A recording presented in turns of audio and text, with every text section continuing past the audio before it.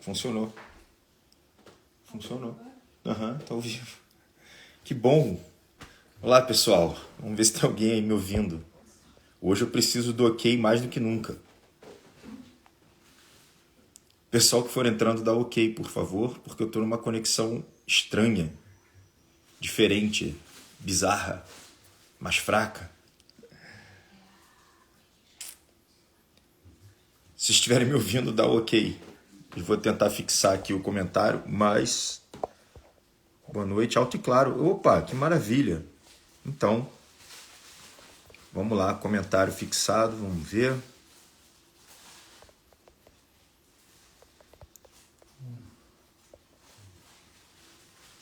Construir. Muito bem, pessoal.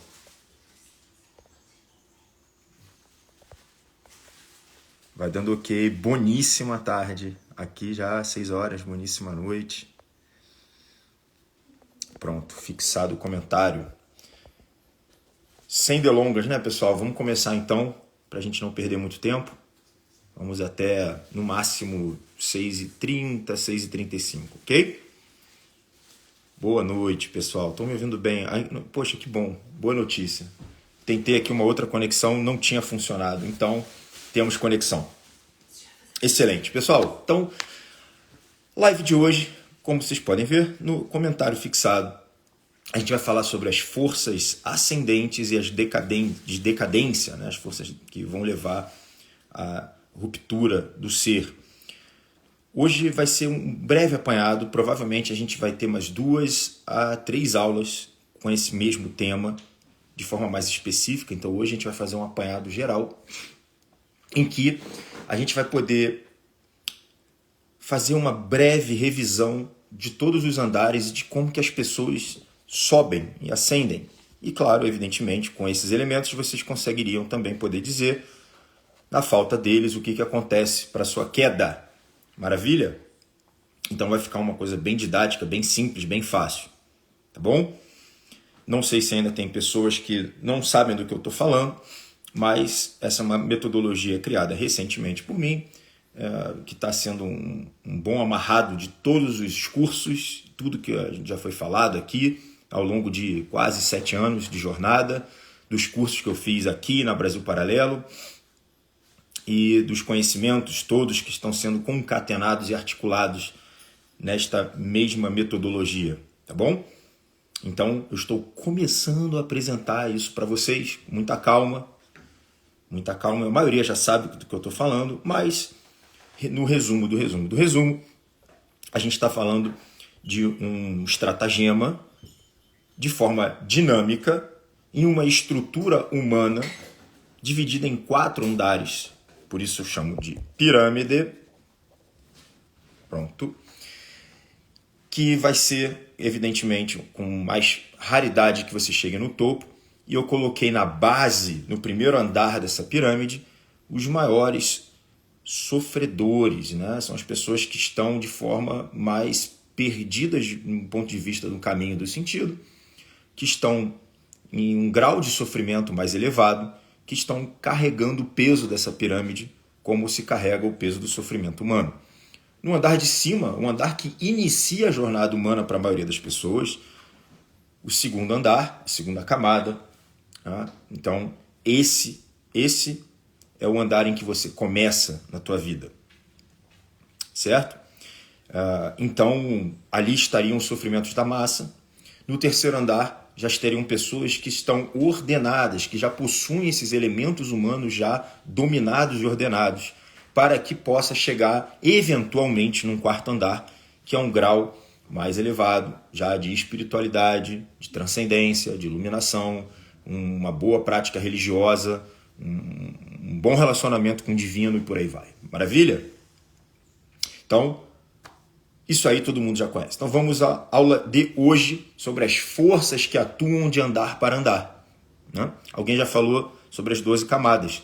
E, evidentemente que as 12 camadas também é uma articulação, né? Assim como existem várias outras, várias outras, que todas oferecem uma limitação. e ou uma restrição qualquer. Por exemplo, nas 12 camadas você não veria a parte patológica, não teria a parte em que o paciente já tenha se encontrado em uma condição patológica de enfermidade, em que a sua condição não se aplica a absolutamente nenhuma camada. Tá bom? Então, assim a gente consegue concatenar e articular de acordo com várias e várias outras constituições que assim apareceram no planeta ao longo desses 5.000 anos, tá bom?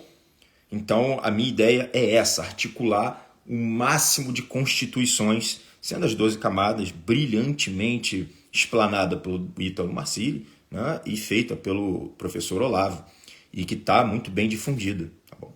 Mas, claro que ela também vai ter uma série de estranhezas, uma série de limitações, ou até mesmo uma parte muito longa das 12 camadas que não vai se aplicar para a maioria de nós, tá bom? Principalmente o topo do que eu estou falando. Então vamos lá, pessoal. Camada 1 para a camada 2, o primeiro andar para o segundo andar. A gente está falando de quem aqui? O primeiro andar são os pacientes que estão sofrendo de patologias, sobretudo da ordem psiquiátrica. Existem outras doenças que poderiam também vir a limitar a vida desse paciente, da atuação no mundo, e são muitas mesmo, mas aqui, a nível pedagógico, a gente vai falar mais da parte psiquiátrica. Então, o que a gente quer para um paciente que está num sofrimento psiquiátrico? A gente quer que ele retorne à vida humana. Ele, para quem já sofreu isso, sabe muito bem do que eu estou falando. Para quem tem alguém na família, sabe muito bem do que eu estou falando.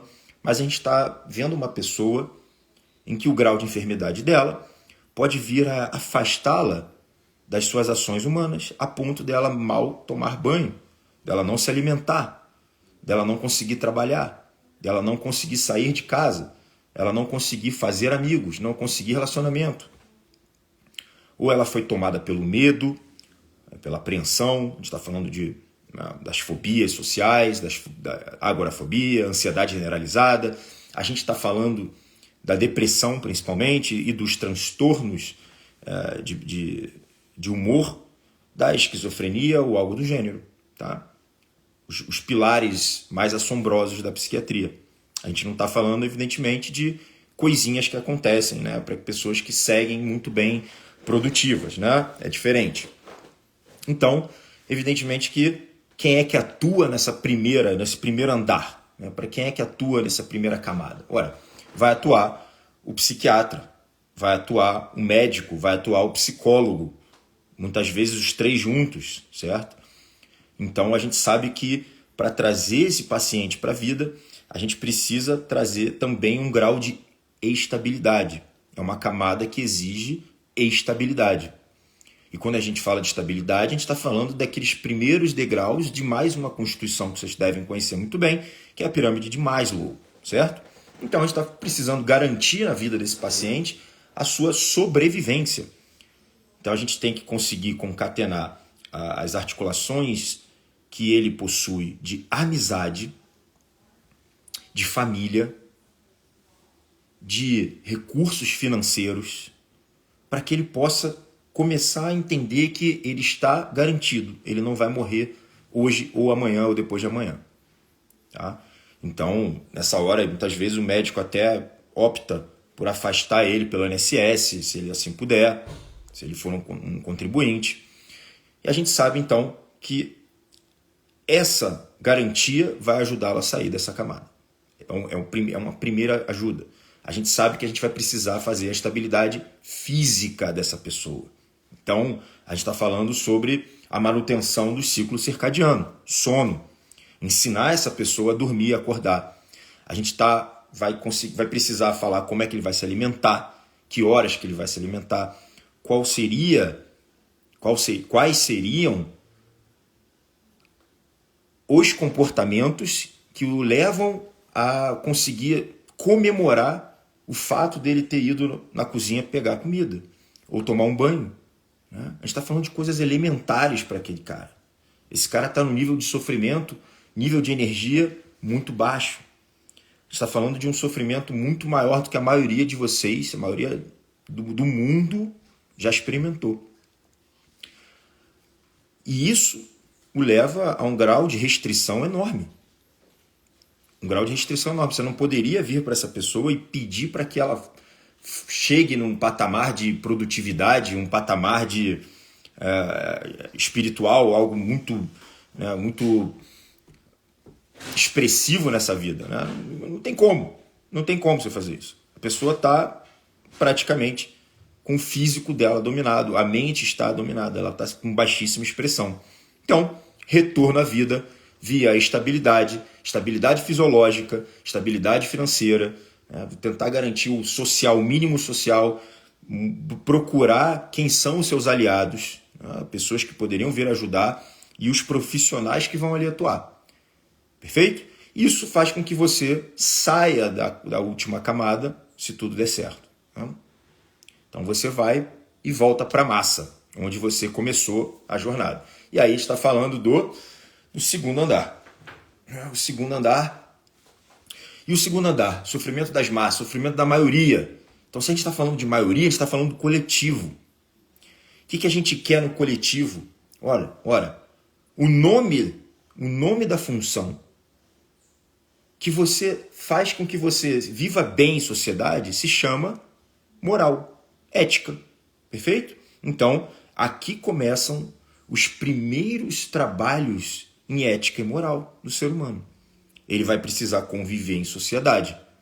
Ah, que bom, mas eu já sabia disso. Não sabia. Tanto é que a maioria não sabe o que é ética, não sabe o que é moral, não consegue fazer algo que está estabelecido em confiança. Basta você estudar o comportamento de um dinamarquês e você estudar o comportamento de um carioca. Você vai ver que é completamente diferente por conta desse aspecto. Maravilha? Então, quando a gente começa a falar, bom, então tá bom, então eu preciso me relacionar com o mundo, o que eu preciso aqui? Olha, você vai precisar entender sobre os seus vícios. Aqui a gente pode colocar os 7 pecados capitais, elementos que vão aparecer em absolutamente qualquer defeito, falta, escassez, que vai te prejudicar e te faz descer na pirâmide ou ficar estagnado num andar de sofrimento, certo? Então, quando você precisa começar a aplicar as suas convivências ou seus comportamentos morais, você vai precisar ter um conhecimento sobre vícios, estando eles expressos nos 7 pecados. Beleza? Todo mundo conhece, certo? Muito bem. Então a gente está falando de vícios de um lado, virtudes do outro. Isso é uma constância que vai te levar até os últimos dos andares. Isso também é importante para o andar anterior, mas aqui é uma expressão mais expressiva. É uma força maior. Aqui é mais atuante a necessidade de você entender os vícios e as virtudes de forma conflituosa. Colocar aqui os 2 exércitos para brigar dentro de você. Então, a gente está falando de convivência. O que mais que a gente pode falar aqui? Olha, domínio das emoções. Isso aqui é muito bom. A gente já falou um pouquinho sobre uma outra aula, mas o domínio das emoções é condição sine qua non de que você precise subir de camada. Se você não fizer isso, você não se torna uma pessoa minimamente madura. Isso é básico. Isso tem que ser absolutamente dominado.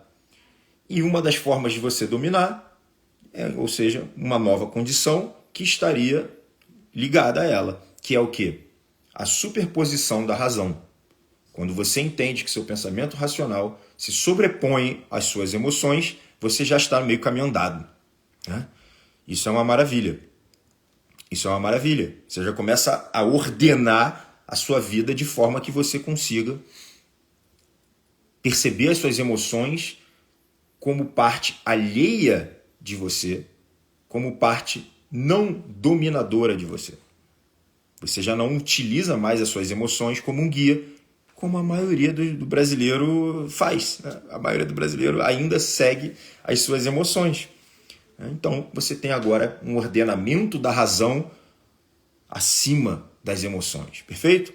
Bom, dentro da sua vida, coisas aconteceram e que lhe frustraram.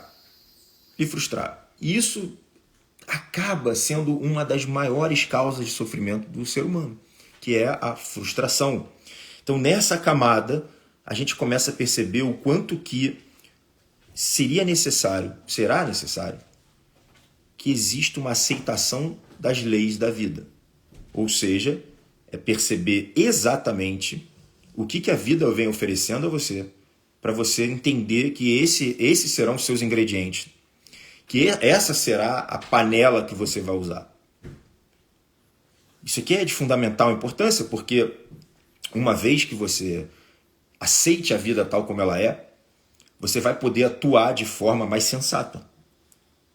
Então, mais uma vez, um grau de maturidade que vai entender, olha, eu não vou curar a fome na África, eu não vou acabar com a fome na África, eu não vou resolver a questão dos golfinhos, né, lá da Tanzânia, né? Eu não vou me mudar para Mônaco ou para Nova York, a minha ação é aqui, né, em Araruama, sei lá onde, entendeu? Então isso aqui é uma aceitação das regras da vida, condição sine qua non do segundo andar para que você possa chegar um dia no terceiro. Em contrapartida, você também já vai começar a olhar para os seus talentos e as suas potências. E aqui existe um reconhecimento muito importante que precisa ser entendido como uma investigação que será sempre dinâmica. Ela estará sempre em fluidez. Você vai descobrindo isso até os últimos dias da sua vida. Então a gente percebe que uma vez que você já tenha mais ou menos isso tudo, né, organizado, você começa a trazer um ponto de começar a planejar um pouco a sua vida. Isso também é sofrimento das massas. Se você não planeja minimamente, a condição é que você esteja pouco se movimentando no mundo ou movimentando de forma desordenada. Então aqui, a organização e o planejamento de tudo que foi falado começa a mostrar para você o seu caminho. E no final das contas, não é isso? Para isso que servem as constituições todas que a gente conhece? É para que você entenda que você vive uma trajetória ascendente. E se você fizer besteira, descendente, de estagnação, de sofrimento. Perfeito? Então, parte desse movimento que você começou a planejar agora, já está quase saindo do segundo andar, a gente percebe que, nesse momento, um dos grandes estimulantes para essa jornada seriam que você, do segundo andar, do sofrimento comum das massas, você comece a completar os seus objetivos de vida. Alguns objetivos, pequenos objetivos. Objetivos pelos quais você se propôs a fazer, a dar um pequeno passo. Talvez você não seja o presidente dos Estados Unidos, mas você vai começar uma carreira política, por exemplo, sendo vereador de Araruama, certo? Então, a gente começa a entender que pequenos objetivos precisam ser traçados. Talvez você não vá tocar uma orquestra no Vaticano, mas talvez você precise se estabelecer 1 ano na aula de piano. Então, os objetivos propostos aqui na segunda camada, no segundo andar, precisam ser completados. Perfeito? Isso é de fundamental importância para a saída dessa camada. Nessa hora, a gente pode pensar num profissional que seria interessante, ou o próprio coach, né? Pode ajudar, pode ser uma pessoa, o coach do ponto de vista de um cara que vai te ajudar na organização e na motivação. Tá? Então, para algumas pessoas isso funciona muito bem. Uma vez que você tem isso ordenado, começa a nascer em você uma persona social. Começa a nascer em você uma pessoa que está atuando na sociedade, que é um pouco mais importante do que seus próprios sofrimentos. Você começa a olhar para o mundo, para a sociedade em si, e você começa a ver que você é uma força atuante, necessária. necessária, e que você ganha valor, e que você fornece valor, e que toda uma sociedade ganha pela tua presença. Ela se fortalece com a sua presença. A rede social se torna mais forte com a tua presença. E que, portanto, existe uma importância maior do que as suas emoções, do que o seu próprio bem-estar, se necessário. Tá bom? Muito bem. E aí, teoricamente, você tendo dominado esses pontos, essas esferas, você vai para o terceiro andar. O andar das pessoas ordenadas. O terceiro andar já é uma pessoa que já dominou tudo isso que foi falado. Então ela já tem, ela pelo menos olhou para os vícios dela, pelo menos os mais baixos, ela já dominou, ela já conseguiu controlar, ela já pelo menos, no mínimo do mínimo, ela já reconhece os seus vícios. E ela pode até ir até o final da vida com esses vícios, não tem problema. Às vezes acontece mesmo, tem vício que é mais forte do que a gente. Tem vícios que não passam só pelo teu esforço, não resolvem só pelo teu esforço. E você já conhece também as suas virtudes inatas e as virtudes que ali você está nessa vida desenvolvendo no meio do caminho. Aí você fala, que bom. Então, com isso tudo, já planejado, já entendendo um pouco mais do que você veio fazer aqui, entendendo o seu espaço dentro da sociedade, ou seja, não vai ser nenhum garoto aí de 20 anos, né? Muito mais difícil. Nessa hora, você começa a entender que você está num outro estágio, que é um estágio que o sofrimento já não é mais tanto pessoal. Você quase não sofre pela tua própria pessoa. Você sofre por outros problemas. Então, quando a gente pensa nessa história de uma pessoa que está mais ordenada, o que ela começa a querer trabalhar? Vocês já pensaram nisso? A maioria de vocês não pensou, não sabe o que é, do que é isso. A maioria está sempre olhando para as questões que já foram faladas. A maioria das aulas foram todas sobre segundo andar e não foi à toa. O Brasil sofre no segundo andar, certo? Mas existem certas pessoas que chegaram num patamar que elas já estão vendo outras coisas, elas estão com olhares para outros pontos. Então, elas começam a ter dominado tudo isso, elas já se sentem em outra esfera.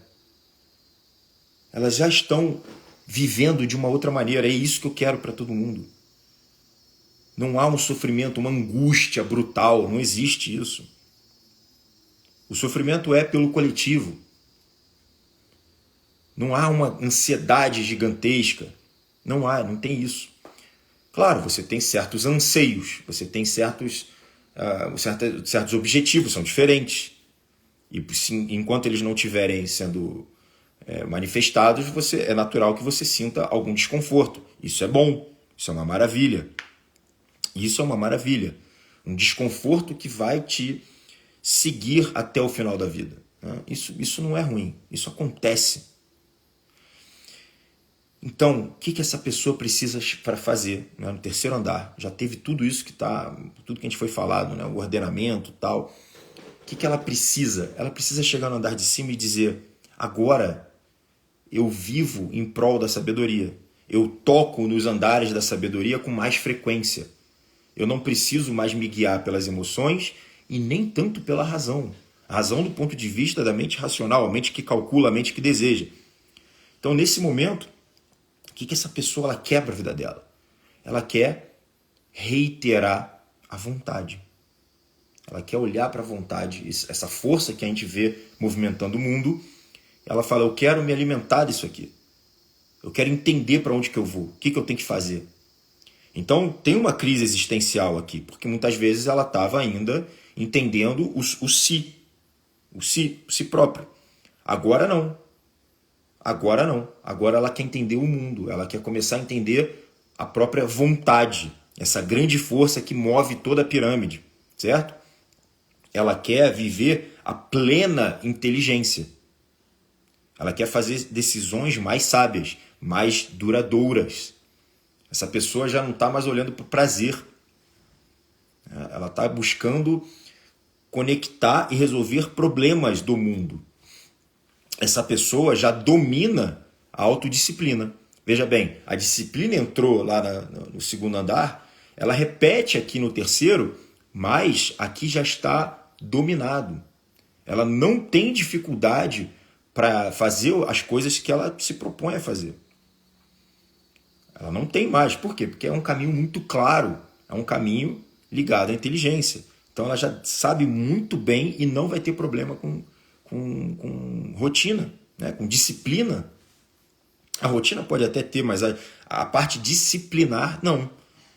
Ela pode ser que ela, olha, não é que eu não tenho que acordar de 7 da manhã e trabalhar até 7 da noite, mas eu sei que eu preciso trabalhar o suficiente para a criação de um livro, de um curso, de um relatório, resolver um problema. Então, ela consegue ser disciplinada para não largar tudo e ir para um outro lugar e ficar de bobeira, né? De férias, sei lá o quê. Então, ela já tem um domínio de si mesma. Ela sabe onde que ela quebra, onde que ela não quebra, quais são minimamente os limites onde ela está. Ela está testando o limite. Então, tem um domínio da disciplina. Domínio da disciplina. Essa pessoa do terceiro andar, ela já expressa, pelo menos, o início da sua vocação. Ela vai ficar ali exercendo a sua vocação. Ela está expressando a sua vocação. Perfeito? Então ela começa a viver já todos os sintomas, vamos dizer assim, os sinais de quem vive a sua vocação. Então ela começa a experimentar uma velocidade maior de produtividade. Ela consegue perceber um maior impacto com menor custo de energia. Né? Ela começa a buscar retidão. Retidão é como se você estivesse falando sobre um ato correto. Reto, correto. Perfeito? Sem curvas. Sem pestanejos. Sem se perder no meio do caminho. Então a gente pode pensar aqui no reto pensamento. A reta intenção. A reta ação. Eu quero o melhor mesmo. Eu não estou pensando em 3, 4 coisas. Eu não estou pensando num ganho secundário. Eu não estou pensando, segundas e terceiras intenções. Não tem isso. Eu falo a coisa que tem que ser dita, eu quero resolver o teu problema. Essa é a reta intenção. A reta ação, eu faço o que tem de fato, o que tem que ser feito. Eu não fico enrolando, eu não tenho procrastinação. Essas pessoas vão experimentar retidão. Claro que vai ter dificuldade. Ela vai enfrentar, né? Esse é muito... Então, quando a gente for fazer um dia o cenário da constituição da pirâmide, a gente vai ter uma série de outras constituições ao lado. Né? A minha ideia é concatenar várias constituições que se apresentaram no mundo, tá bom? As 12 camadas é só mais uma delas. Muito boa, por sinal. Muito boa, por sinal, tá bom? Mas outros pontos serão explicados, por exemplo, quando a gente pensa numa teoria da iluminação, a gente pode pegar da 11ª para a 12ª e enfiar uma constituição de 8 passos ali dentro. Já imaginou? Como é que faz da 11ª para a 12ª? 8 passos. E dentro do primeiro andar? Nós temos mais 10, 15. Então, a ideia é que a gente traga uma força muito grande que faça que a gente perceba que todos os povos do mundo trouxeram a sua própria contribuição para entender que existem forças que ascendem e forças que decaem no ser humano. Tá? Então a gente está fazendo uma organização, uma articulação e um passeio na história do mundo, tanto religioso, quanto filosófico, quanto socioantropológico. E, em último caso, psicológico e psiquiátrico. Legal? Isso aqui vai ficar legal pra caramba. Tá bom? Então, essa pessoa que está no terceiro andar, ela já tem uma introdução aos assuntos religiosos de forma disciplinada, de forma clara. Ela já tem uma boa relação com o divino. Essa pessoa começa a ter uma boa introdução à linguagem simbólica.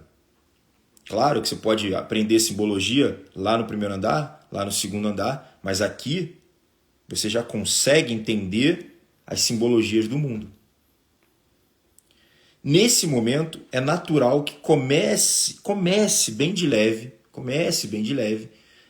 a você fazer uma leitura do mundo, se assim for, o seu QI permitir, porque isso tem uma limitação do QI, mas uma leitura do mundo, do que acontece nas massas, do que acontece com a pessoa comum e com as sociedades, e para onde elas vão, e por que elas sofrem.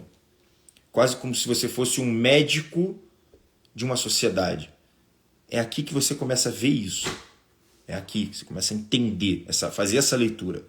Mas aí você já precisa ter o ato da leitura simbólica. Tá bom? Essa pessoa também vai ter algo muito interessante. Ela vai começar a dar os primeiros pulos na intuição. Ah, Bruno, mas eu sou um idiota e eu já tenho intuição. Sim, todo mundo tem algum grau de intuição. Mas a maior parte da nossa intuição é confundida com pensamentos inconscientes, com lembranças inconscientes.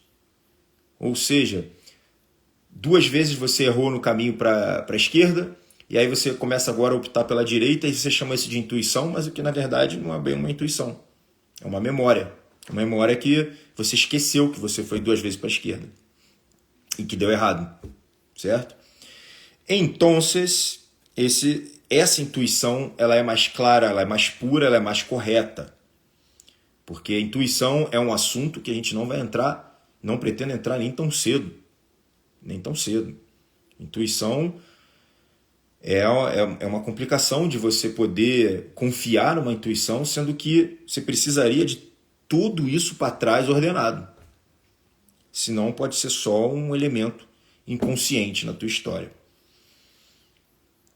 Maravilha, espero que tenham anotado bastante coisa, mas isso vai ser falado em várias outras aulas, tá bom? Pessoal, até a próxima, muito provavelmente na segunda-feira. Um abraço, fiquem com Deus. Tchau, tchau.